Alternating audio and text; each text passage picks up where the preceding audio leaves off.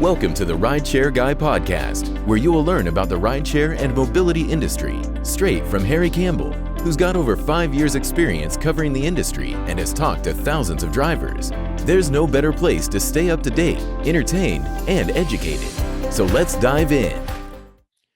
All right, so Will Coleman is the CEO and founder of Alto, an affordable premium rideshare and delivery service headquartered in Dallas, Texas. Alto elevates the experience for passengers and drivers by providing unmatched safety, hospitality, and consistency in every ride and delivery. Will is a former partner at McKinsey & Company, where he led the consumer air and travel practice and helped some of the world's largest travel brands build disruptive strategies for growth. While at McKinsey for nearly 11 years, he supported airline, hotel, and car rental clients on commercial and operations strategy, development, and implementation.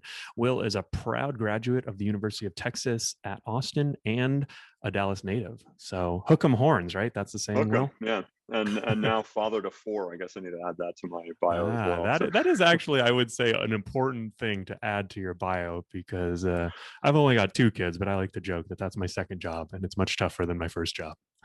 For sure.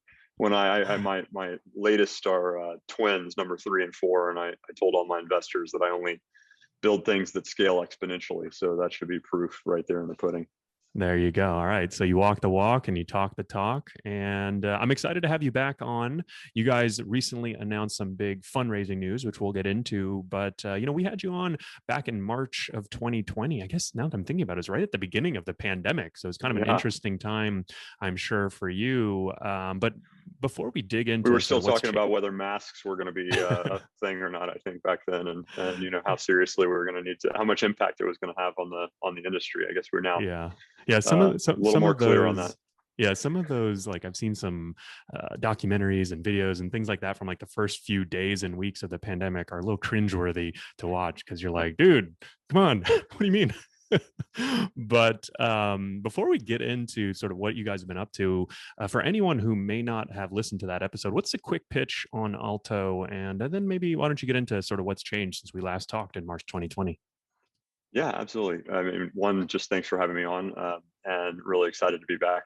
The quick pitch on Alto is that we believe that there's a need to create a safer, more consistent, and more hospitable experience for passengers and drivers. That there's a segment of the population that's looking for something that's differentiated and what we call decommoditized. That by doing that, we can capture a little bit higher willingness to pay. That means that passengers will be willing to pay just a couple dollars more for each of their rides. And that we can do that to create a profitable and sustainable business long term. And so we've kind of turned the more traditional business model of the independent contractor and marketplace on its head, and have decided that it's better to have control over that experience in the car and with our passengers.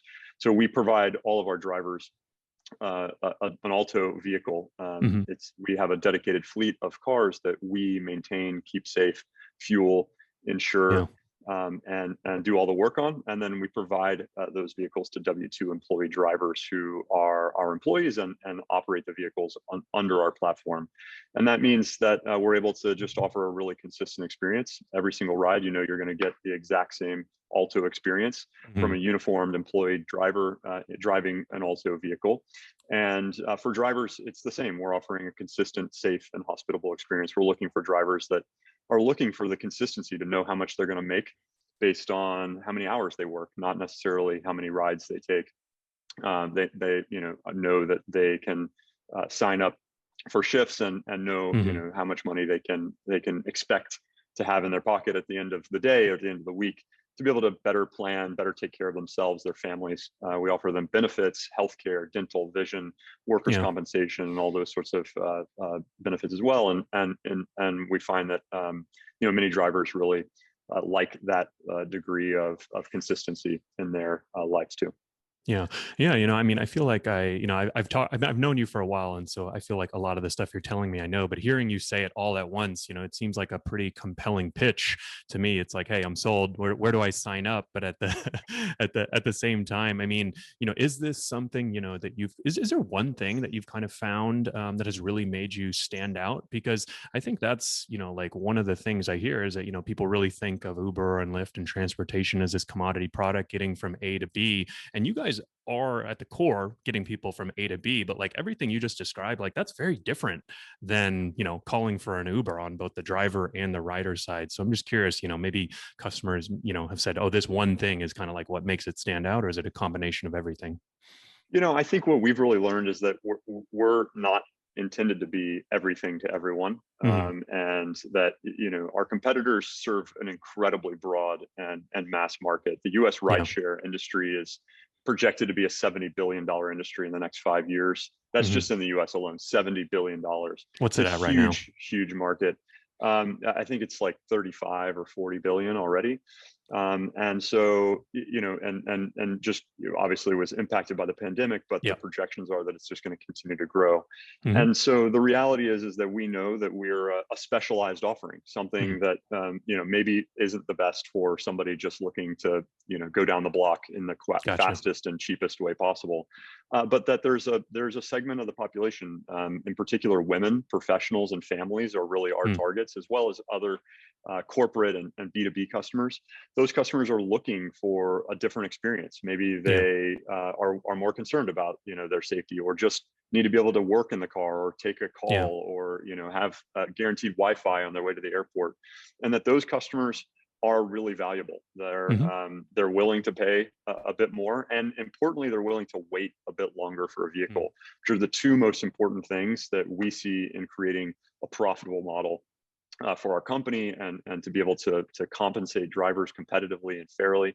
And so, we don't aim at the moment to be necessarily a mass product serving every single customer in every single use case, but we do aim Mhm. to be able to serve people that are looking for those differentiators, and we think that could be anywhere between 15, 20, and even 30% of the market. That's a big Yeah. enough market for us to go after. If it's 20 billion dollars or more, we think that that's certainly Yeah. worth attacking.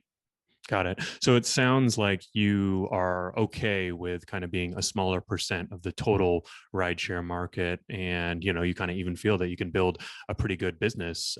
Is that?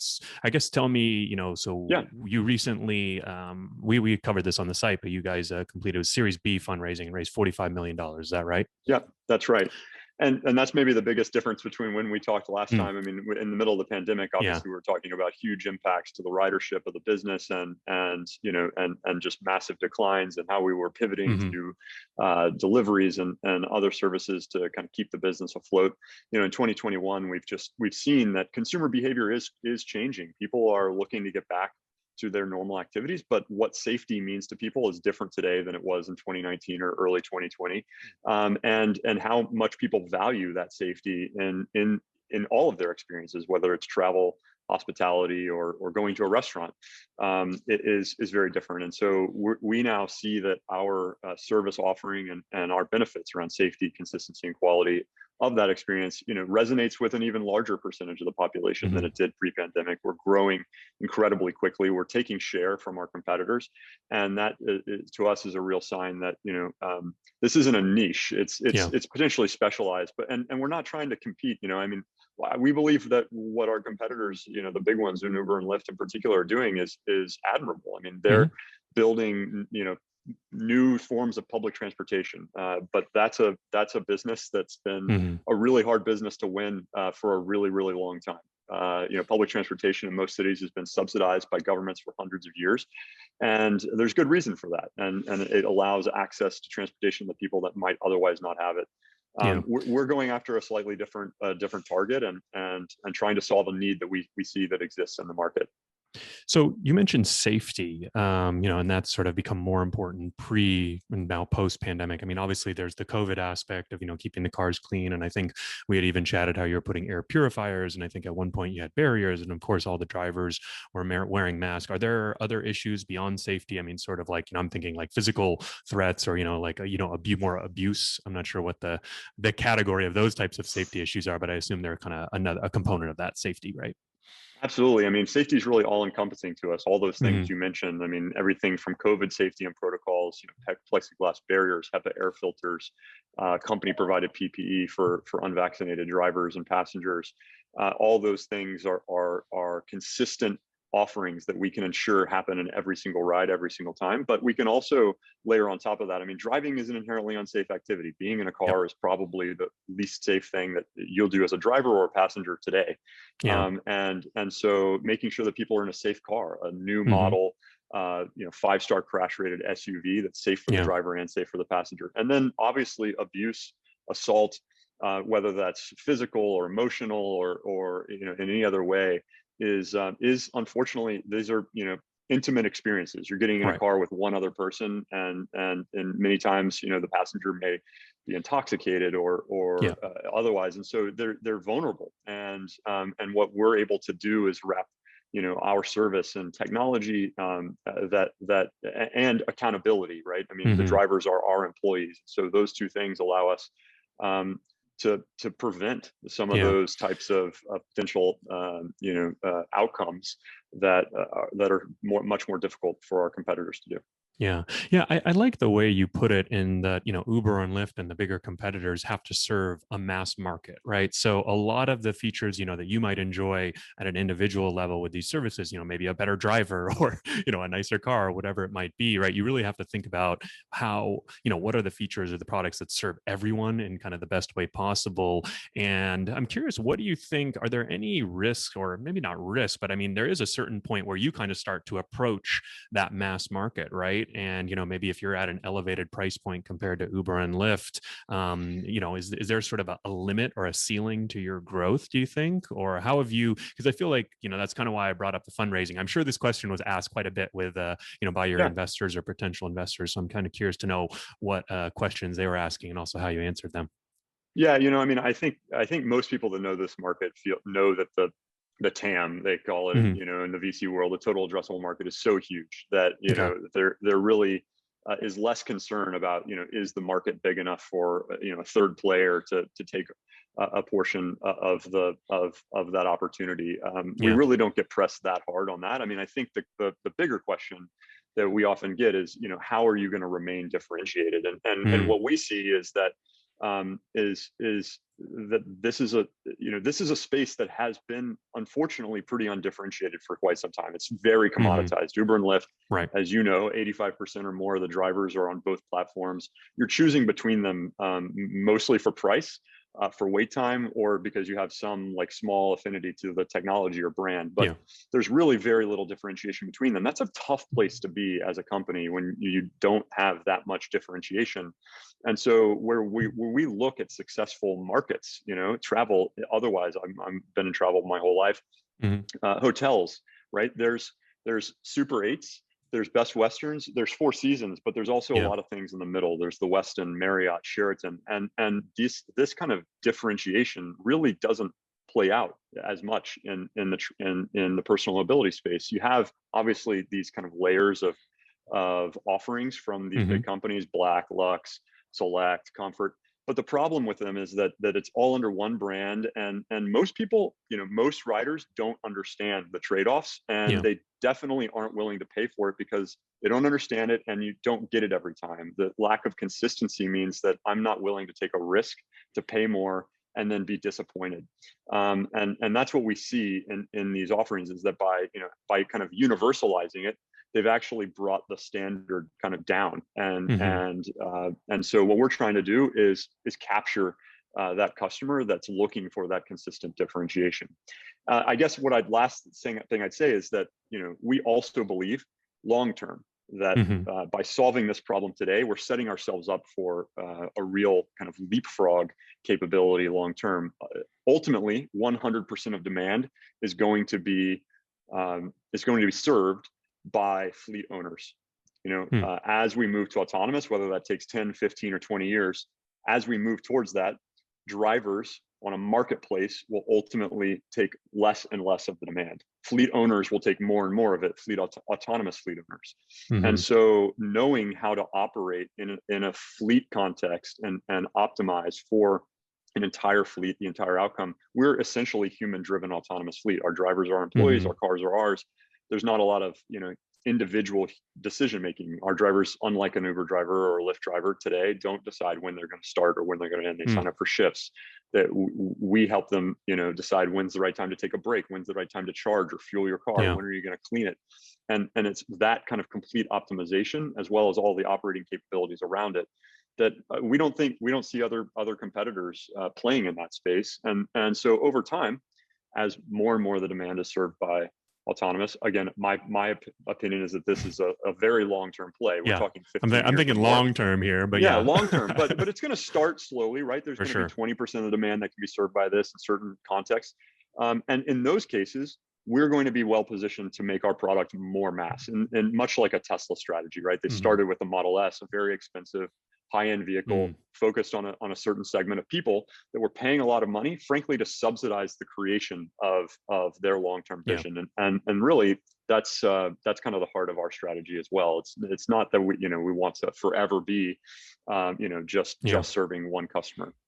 Well, so talking about differentiation, I mean, what's the one thing that you think, makes Alto stand out? And I mean, I guess specifically, I'd love to know, what your customers are saying. Like, you mentioned, like, when I wasn't kidding, when you're reeling off all of these things that Alto offers, I was like, wow, this all sounds great, but that's a lot of stuff. And I'm sure, well, maybe not, I'm sure, but I'm curious if there's one thing that does stand out, right? Because I think that's what's so interesting about transportation logistics, right? Like, you really want to get something from A to B. And as long as that A to B is happening, I feel like that's like a majority of what people want, right? Whether they're in a black car or in a Toyota Camry, it's different, but you still get 100% of what you were, kind of intending. The experience from A to B might be a little different, but I'm curious, if it's the cars, if it's the drivers, what stands out when you talk to your customers? I think the words that, look, it's clear that convenience is incredibly important, and that's a huge need across the market. Frankly, that's what Uber and Lyft have created, right? I mean, it used to be very hard to get a ride in most cities, and it's now incredibly convenient. So it's an entire. And it's kind of hard again now, but that's a different story, which I'm sure we'll talk about. We can talk about that. But the convenience level, being on demand and being able to offer rides on demand and with a fast pickup time, we don't think it needs to be 2 minutes, but we think it needs to be in 10 to 15 minutes is a really important convenience window. Got it. In addition to convenience, what we find our customers really care about is consistency. You said it's whether you're getting there, but that you are in a car with somebody else for a period of time, and that experience is very, very, I would say, inconsistent in the competitive landscape today. We talk to a lot of drivers and they say, well, I do exactly what you do. And I tell drivers that actually, I don't disagree with you. There's a lot of great drivers out there on the Uber and Lyft platform that individually make their experience very close to Alto's. I actually wouldn't debate that. But what I tell them is that customers don't perceive their experience with Uber or Lyft based on their best ride. They perceive it based on their worst ride. Or maybe more importantly, the variation between those two things. And so what we really win on is that the variance between our best ride and our worst ride, we want to make as narrow as possible. We want them to be obviously on the best ride side, but we also, we just want it to be the same. And so that it's Starbucks, you go there, not because it's the best coffee in the world, not because, but because every time you go, no matter where you go, it's always the same. And when we think that in particular in travel, that's something that people really, really value. Yeah, no, I think that's a good way of putting it. I definitely agree. I like the term consistency because I think that, convenience, frankly, is going to be really hard to compete with companies that, have millions of drivers and have higher density, right? And so those ETAs, like you were talking about, like I would almost even argue like 2 minutes is too fast in some cases, right? If I know that every time I call an Alto, it's going to be 10 minutes away, for example, I can plan, I can account for that, right? It's when it's 4 minutes, when it's 7 minutes, when it's 12 minutes, right? When it's 15, right? That variation. kind of that volatility obviously creates a lot of issues. So I think that's, good. I guess if I'm going to start my own rideshare company at some point, I like that consistency model. And we're going to talk about competitors, smaller, newer competitors at some point today too. But let's take a little 50,000 foot step back for a second. I want to talk about the rideshare ecosystem more broadly. Luckily I've got you here on. I know you're not afraid to say the words Uber and Lyft, and you realize that they're the elephant in the room. What trends are My you PR seeing? folks tell me never to mention them, but I mean, come on, that's ridiculous. So you want to? I think I can't remember if I don't know if it was you I was talking to, but it was someone I was talking to, and I remember Lyft specifically. Whenever I would meet with them, they would never refer to Uber. They would always say our competitors, and I always thought it was so weird. And then someone explained it to me, and it made so much sense. Do you know what the reason was why they do that? I mean, no. It's for potential lawsuits or legal liability, right? Yeah, so that if okay. there's So ever when discovery and they type in Uber, right, it's a lot harder to find it. I don't know if this is true or not, but that's what I heard. Anyways, this has nothing to do with the interview. We can do signaling as long as we don't say their name. Yeah, okay. Exactly. So I'm going to leave this part in the interview, most likely. We're a private company, so I don't have to worry about that right now. So what trends are you seeing in the rideshare ecosystem? I'm going to leave it totally open-ended to you, and, either how you guys are fitting in, or, there's some more obvious topics like the driver shortage, right now kind of coming out of the pandemic with demand bouncing back. What are the things that you're sort of following, either from a personal, just kind of something you're interested in at, the rideshare ecosystem, or because, it affects your business very directly? Yeah, I mean, obviously, the things that are directly impacting our business, we're tracking on pretty much every single day. You can imagine that those things are labor shortage, and in our case, in particular, I think it gets talked about less, but is probably impacting drivers across the country as well, as a vehicle shortage, and in particular, the price of vehicles is through the roof. A lot of people are talking about the price of gas, which is also increasing throughout the country, in particular in California right now. But the price of vehicles and availability of vehicles is a problem for our business, and so something we're paying a lot of attention to. So how have you been solving that challenge? I mean, I guess it makes it difficult to either replace vehicles or expand into new territories if you can't get vehicles, right? Because you buy all your vehicles new, right? Yeah, we bring in our fleet. Our intention is for our fleet to never be older than 2 years. We do have a couple cars that are now breaching that goal, because we have kept them longer than expected, because it's harder to get new ones. But we have, this is the benefit of being a fleet owner and an operator. I won't say that we're at scale, but much larger scale than an independent contractor model where you own a single vehicle. Now we have hundreds of cars on the road across the country, and hundreds more on order, and so we're a pretty big customer to GM, and so we're able to get preferential treatment, quite frankly, in how we have access to those cars, and in a limited supply situation, we're going to get them before a consumer would, for example. And so that's really helpful, in cases like this, the scale of acquiring and disposing of, if we have a car that has damage, or is that goes out of service for a warranty or a maintenance issue, an individual driver, that might be then, that may take them down entirely, right? If they couldn't get a rental car, or they couldn't, get their car out of the shop quickly, they might not be able to drive. We have the ability to kind of flex into those things, and it's much less impactful individually on our overall business. So that's good. But I mean, we're still, we're growing so fast that it still is a kind of lever to that growth, and we're really focused on working to expand our fleet options. We're intending to make a large transition into EVs starting next year, and so that's a big component of that. And actually, a lot of those EVs are getting slightly slowed down as car companies are having trouble making their current cars, let alone like getting into the model year 22s and hopefully 23s even sometime pretty soon.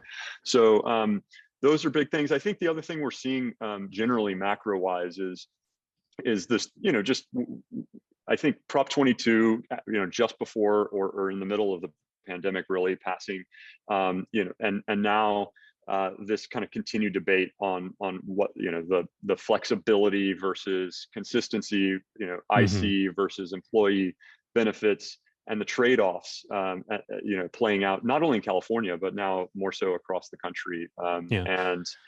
And so that's something, as you probably know on my Twitter, I'm tracking pretty constantly, and that we're trying to raise our voice in. Yeah. So few questions. I appreciate you sharing that perspective. On the vehicle side, I mean, I guess you talked about a lot of the benefits. I mean, I guess is the big downside to being that fleet manager, the cost, the fact that you have to purchase, or I guess probably finance all these vehicles? Is that how you guys do it? Do you finance and get pretty they're financed, good? they're leased. And so we have a leasing partner that provides that financing for us. I mean, it is a big cost, but you have to put money also, down like 20% on each car or something like that. Less than that, but yeah, I mean, there is a capital cost associated with bringing on each vehicle. But we're able to, I mean, now we're actually in a very positive equity situation, most drivers are, because the cars are worth more in many cases than we even bought them for, just given the market and the situation that it's in. I mean, what we think about though is that it's tough to own a car individually, right? I mean, for most people, after their rent or mortgage, it's probably their second highest, line item on their personal budget. And making decisions about, when to acquire a car, how to acquire a car, when's the right time to sell it, when's the right time to get a new one, should you buy it used or new? Those are tough decisions, and have large impact on individuals' finances. We can, study the market, understand it, and make these acquisition and disposition decisions at scale in a way that gives us a lot of leverage. And so we actually believe that this is a huge differentiator in our model. It's certainly something that our competitors have explicitly said they don't want to do. Well, I mean, Uber tried it with exchange leasing. I think they lost $9,000 a car on 50,000 cars, $450 million loss, right? So it is. I think that's.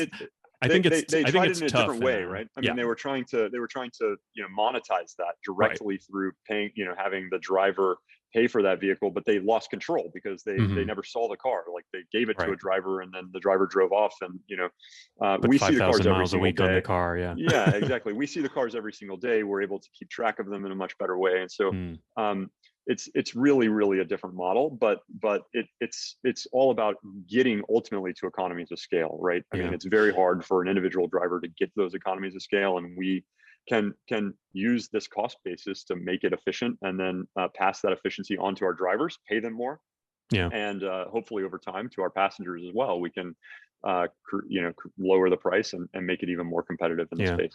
I mean, do you think that's a big risk for the business? Because I mean, running a fleet, I mean, I don't think anyone is listening to this conversation and saying, wow, that sounds pretty easy. There's a lot that goes into it. But I mean, there's some pretty big companies. And I think famously, what was it, Hertz, the one that just went through the bankruptcy? I mean, they're, a pretty big fleet owner and didn't do such a good job. And, I don't think, they obviously had a lot of experience. Is that sort of, what do you think is the toughest part at running Alto? Is, being a fleet manager one of the tougher parts, or maybe, a big risk to the business? What do you think? The two things that we do that we believe are incredibly important and valuable. I mean, they're important and valuable because they're hard to do. I tell my team all the time, if it were easy, it wouldn't be valuable. And so what we're building is hard, but it creates value for our company, for our investors. And so, I mean, this operating capability is not something that exists broadly in the market today. Right. To run a fleet and employ drivers and match supply and demand at scale is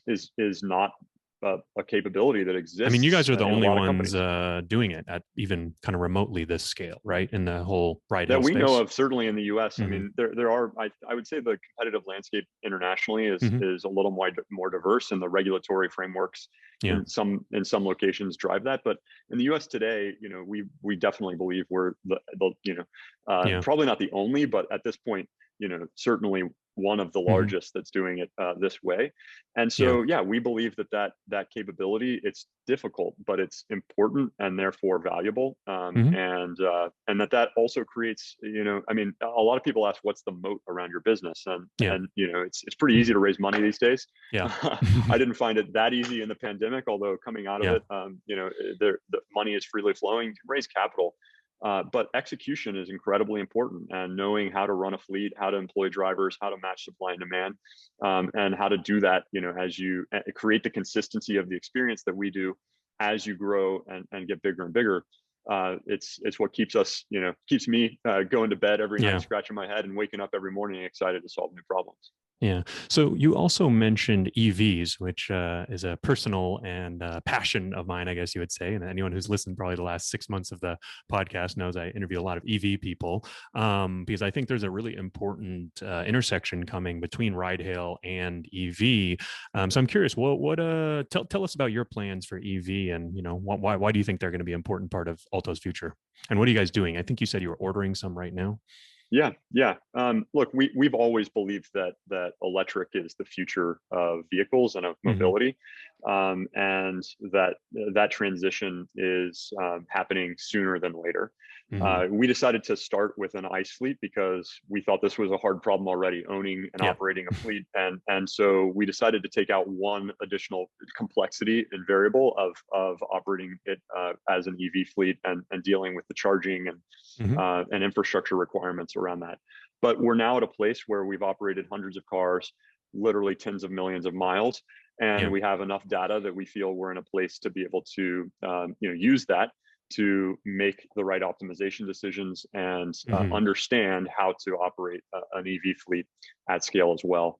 And so we're really in the process now of just evaluating products, cars themselves to find the one that works best for our operation, for our passenger needs, and for us as a fleet operator, and then building the infrastructure that will support that. The interesting thing about EV adoption is that the challenge is kind of there's not enough EVs on the road to justify that much charging infrastructure, and there's not that much charging infrastructure because it doesn't get a lot of utilization. But what we can do as a fleet operator is bring the cars and the infrastructure to bear at the exact same time, which makes the infrastructure an investable asset for debt investors, and it makes our ability to make that transition significantly faster, which is why we're going to get started in it next year, and we think we could be fully EV by the end of 2023.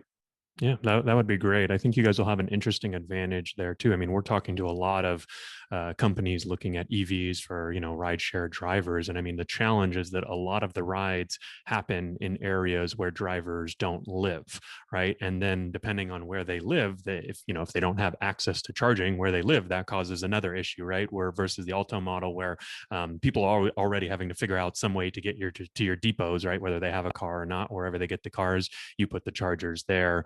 Because I've heard some pretty crazy ideas as to how fleets are gonna be charging their cars. We won't get into all of that, but that's but it is a real challenge, right? Yeah. I mean, the I think it's actually the most challenging part. I think it's the most part. Yeah, I think it's no the most doubt. I mean, part. Because nobody. I mean, we don't talk about it enough, really. But we're talking about an incredible amount of energy infrastructure, for an individual driver, you're going to have some of that infrastructure at home, maybe, but you're going to need access to public infrastructure and or gas stations, effectively EV stations that don't really exist today. And so what we have that benefit of being able to install that infrastructure ourselves. Our cars come back to that every single day, multiple times a day, and so we don't really have to rely on the infrastructure to catch up. We can install it and use it, and therefore make that transition much faster. Yeah. So talking about other rideshare companies, new rideshare companies, I've seen a few pop up. I'm curious what your take is on competitors to Uber and Lyft. How you see them kind of on an individual level, but also, are they competing against Alto, or kind of just how you view them? I mean, I had the Drivers Cooperative in New York City on my podcast recently. There was one in Hawaii. I just looked up the name because I always mess it up. It's called Holo Holo. Pretty cool name. New local rideshare company in Hawaii. And these are ones, that are actually getting off the ground and doing rides and, don't just have a landing page. So they're pretty small, but legit. So what's your take on some of these new rideshare companies popping up? Yeah, look, I mean, I think my take is that this is a huge market. Like I said, the TAM is really unquestionable. There's a lot of money out there, and I think that it's very, very unlikely that this is what some investors have liked to say is a winner take all or winner take most. Yeah. I think there's going to be more operators than less, and I think the competition is healthy for consumers, for drivers, and for us. It makes us better, right? It makes us think about the market differently, and so certainly we're always keeping an eye out for those folks. But we really welcome more competition in the space. There's some people that have started or at least announced services that sound and feel very similar to what Alto has created. And to those, I think we even say welcome. I mean, especially if you're employing drivers and creating jobs and consistency and safety in the space. That's been our mission, and we certainly wouldn't say that we're the only ones that could possibly do that. So I mean, I think competition is good for most markets, and we're excited to have more folks at the table. Yeah. In 3 to 5 years, what do you think the rideshare landscape is going to look like? How many big boys and how many, small, medium type tier companies, and where does Alto fit into that? Yeah, I mean, we would like to be a national household name. We think that we can be the most trusted name in mobility across the U.S. and hopefully someday around the world. Certainly, I'll focus in the next 3 to 5 years on the U.S. And that we can easily be the third option for customers that are looking for a differentiated experience. So our goal is to be multi-billion-dollar company that is in all of the major metropolitan areas across the U.S. and again someday around the world. But I think that we're still in the really early. When I started Alto in 2017, I started talking about it. 2018, all my peers, all my friends, all my mentors told me I was crazy. That the disruption in the space was really done, and my counter point to that was that we were still in innings 1 and 2 of a long game here. And I believe that we're now maybe in inning 3, but we still got a lot to play. The disruption is not over. This complexity of the EV transition and then longer term of the AV transition, I think will add a lot. There's a lot regulatory still to be solved. And so, we think there's going to be more change, not less. And therefore, more disruption to be had.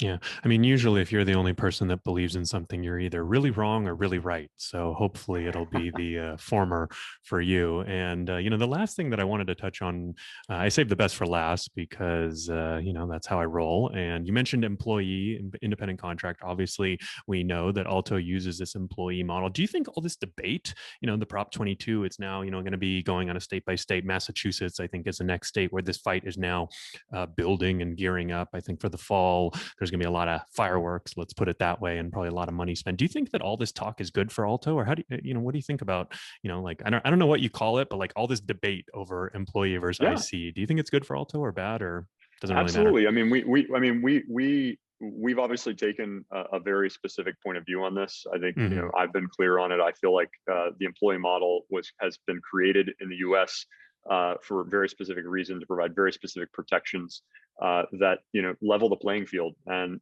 that exist pretty much universally across all industries, and that that it's the right model, and so we believe not only does it make our business different and better, but that it's the right thing to do for our people, and that by doing the right thing for our people, they're going to do the right thing for our customers. So we definitely think that this is going to continue to play out. We know that we are a small but growing voice in this debate, and it's a big part of why we're expanding to take our voice to more places and showcase that there's not only one option. Right. It can be done differently. There are trade-offs. I mean, we talk about those a lot, and we probably don't have time to get into all of them today.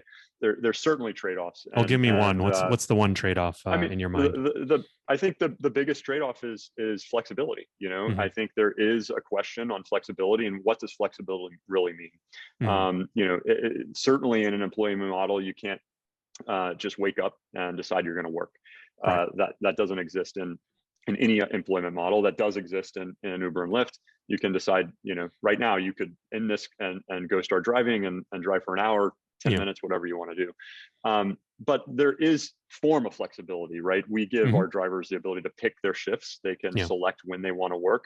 And then, they get the benefit of consistency. And I think that's one of the biggest is how important is it to really allow somebody to work, just on a whim?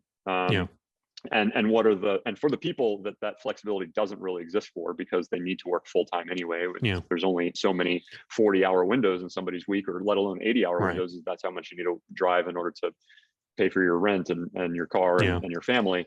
That flexibility diminishes, and should we be protecting those people, or protecting the ability for a college kid to earn $100 on a Friday night? Yeah, no, I think that's a good way to put it. And I actually, kind of agree with you in that I actually do think that there's almost too much flexibility, on Uber as an Uber and Lyft driver right now. Because frankly, you've almost never log on and just go do a trip on a whim, right? And if you lost that ability, it's not that big of a punishment, right? But I do think there is some, we sort of saw this play out in New York City, where drivers had this free for all, where they could drive whenever and wherever they want. They got this minimum wage that actually paid them a lot more based on their utilization. And the TLC has released data. Drivers are making a lot more from it, but they hate it, the system, right? Because they know what it was like before, right? So it's sort of like, I think if they would have come into the system, so I bet it's important for, whether it's Alto or new companies or whoever, right, to kind of, establish the way things are going to be right from the start, and say, hey, we give you some flexibility, but you don't have the complete flexibility, to do one trip and then log off, which frankly, you really don't want to do anyways as a driver. We're I think, we understand those trade-offs. We try to be very explicit with people that are looking to come work for us. This is what you get. This is what you don't get. Set the right expectations. That those expectations are clear. And frankly, again, we think that they are, we think it's a fair trade, more than fair, and that we are, really creating something that's competitive, and valuable for a large segment of drivers as well. And so, but again, competition and options is great, and so we welcome other ways. We believe our way makes a lot of sense, and we're going to continue to compete on that too. Yeah. So do you think Uber and Lyft should have to treat drivers as employees? I do think the employee model, again, has been established and sets a fair set of boundaries that almost every other industry needs to comply with. And I think that there are subsidies basically built in to Uber and Lyft in particular for not complying with those regulations. In particular, we mentioned some of them. I mean, if a driver has an accident or their car breaks and they can't work anymore, workers' compensation is a required part of an employee model, because if somebody's hurt at the job, the company is responsible for paying that. In an Uber or Lyft context, that driver probably most of the time won't have health insurance. They're going to go to a public hospital, and you and I are going to pay for that out of our tax dollars. So we're all in some way, paying pennies every time, and subsidizing those cheaper fares. So the trade-off is, should we collectively, as a community, as a state, as a country, be making it cheaper for people to get a ride? And who again is benefiting from that? The company, certainly. I don't think the driver, but what are those trade-offs? And I think they're pretty complex. Again, I know we're running out of time, so we don't have to. But I think this is why we believe that it's not as easy as what people kind of prefer. There's a lot of other underlying factors that should influence decision making that don't always get talked about. Got it. Cool. Well, really appreciate you coming on, Will. And if folks are ready to sign up to drive for Alto, remind us where you're operating, where they can go to sign up, and how can they follow you? Yeah, absolutely. If you're interested in driving for us, we'd love to have you. You can go to www.drivealto.com. We're operating today in Houston, Dallas, and Los Angeles, and hiring as many drivers as we possibly can in each of those locations on a literal daily basis. So if you submit an application there, you'll hear from us in hopefully minutes. If you're looking to ride, you can go to www.ridealto.com or find the RideAlto app in the Play Store or Apple or the Apple Store. And yeah, if you want to participate in some of this debate, you can find me on Twitter at WColeman84 and chime in on many of the topics that Harry and I discussed today. Yeah, cool. Well, really appreciate it, Will, and wish you all the best of luck. Take care. Yeah, thanks, Harry.